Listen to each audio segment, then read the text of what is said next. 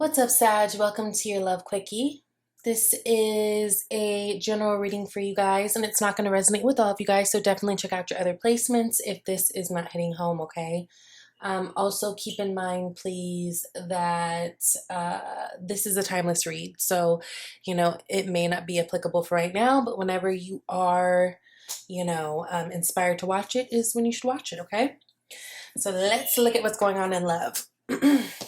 Now, Sag, you guys start off with Six of Wands and King of Wands, which I absolutely love. This is really good energy in terms of working with you in relationships, especially for those of you guys who are single. Now, Six of Wands energy is very much about a victory.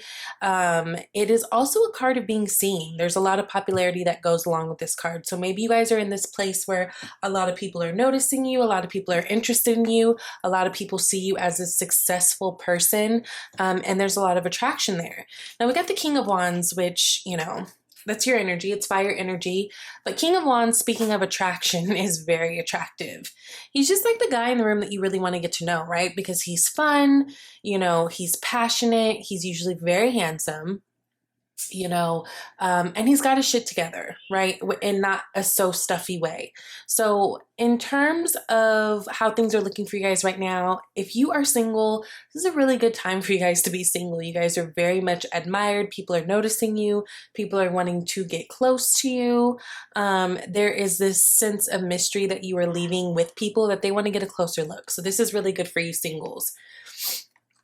Now, I will say in the recent past, you've got the Knight of Cups. So some of you guys may have had, some type of a entanglement or some type of, emotional dealing with someone. Whenever we see a Knight of Cup, it is, a love offer in many cases, but as far as we could tell, it's temporary. This isn't something that's set in stone. Otherwise, it would be more of a King of Cups, right? Knights are not as elevated as kings. They are still on a mission to find themselves. They're still on a mission to figure out exactly where it is that they belong. But some of you guys might have been connecting to a water sign not too long ago, but this is a really, really beautiful energy. This can come across as a love offer to you guys, but this is also talk about apologies too. So maybe someone from the past is, coming to you, apologizing for some way that they wronged you or something that's happened in the past. That's really, really good because that does leave grounds in order to move forward. I just see you guys in this place right now that you're very, very, very, very attractive. Now, there are some issues or some things that we'll get into the middle of, but for right now, you guys are in a really good place. And you might find yourself in a place where you are encountering different love options, especially if you are single. There's different people that you're meeting, different people that you are interested in. Again, there's cup energy here, so water energy, Cancer, Pisces, Scorpio, you might be connecting with. Now, Queen of Pentacles, I love to see this. This is in your near future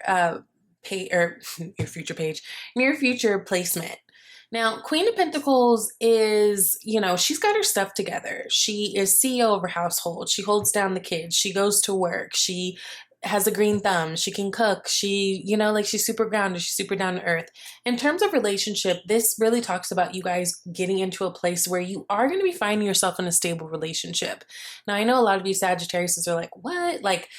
Some of you guys have been feeling so discouraged in terms of relationship. I see that all the time with my personal readings with my Sag clients. But just know that you do have stability and security that is coming your way, right?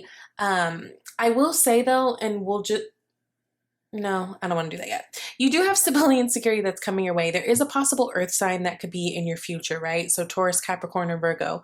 But this talks about you guys really having all the things that you want and feeling secure in relationships and having, everything just be very grounded and rooted in love. Queen of Pentacles is a great card to get in terms of a love reading, right?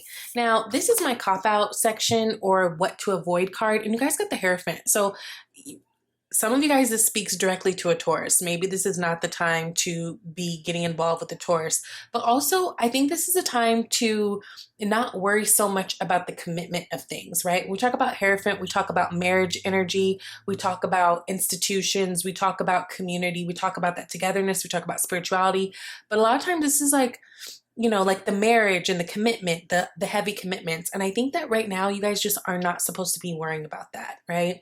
And especially if it's a Taurus that you're dealing with. You guys will have this. You guys will have this Queen of Pentacles. That is absolutely here and available to you in the near future. But it's almost like the more that you try for it and the more that you effort at it, the more you push it away, right? Staying in the power of attracting, not chasing. So even if you are a Sagittarius who's super ready for a commitment, super ready for a relationship, you know, you've been working towards it, you've been praying for it, wanting it, all these things, it's important not to put too much stake on that, not to put too much of your emotion in on that, right?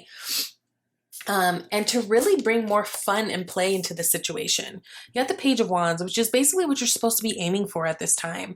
Page of Wands is a young energy. It's an energy of fun. I mean, it kind of makes me think of Sagittarius. It's an energy of fun and exploration.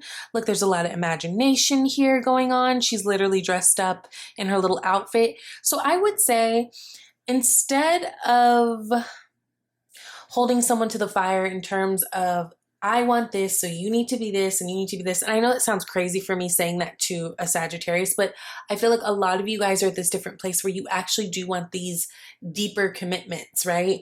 But it's kind of important that you go back to your childlike self in terms of play and fun, right? Because when we figure out what we don't want, then it helps us to figure out what it is we do want.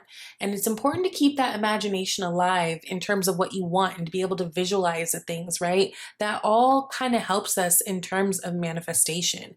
So if there's a certain type of relationship that you want, it's important to be playful with it. It's important to, you know, not be so rigid about it, because that's how you let it in.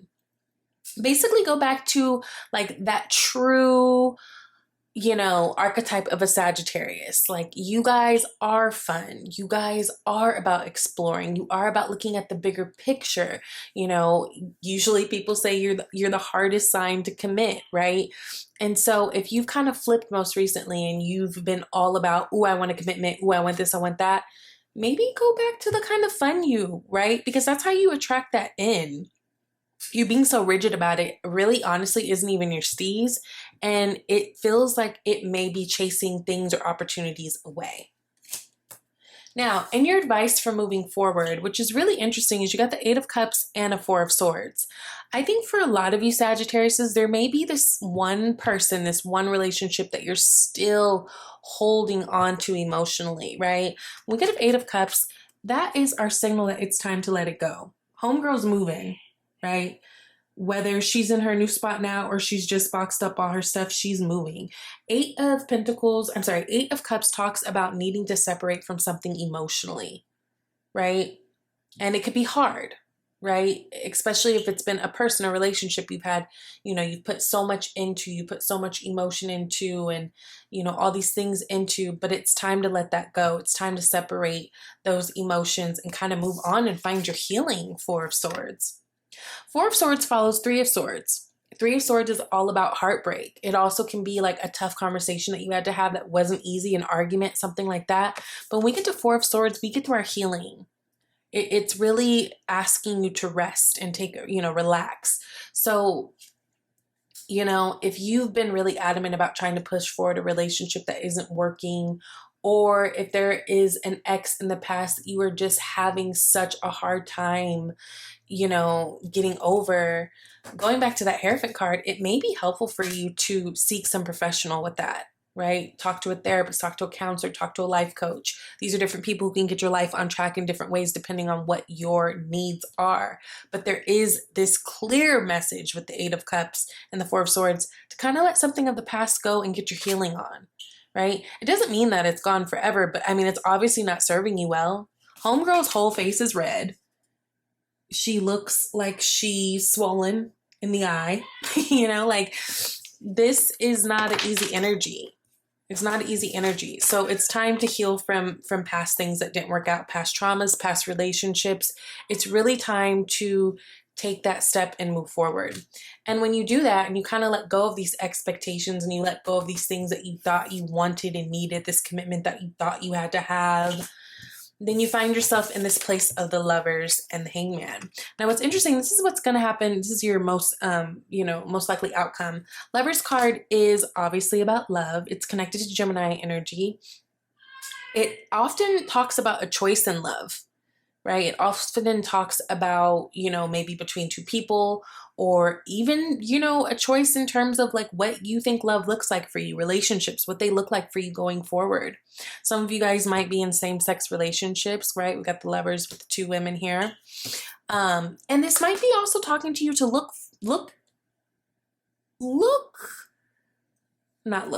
be open.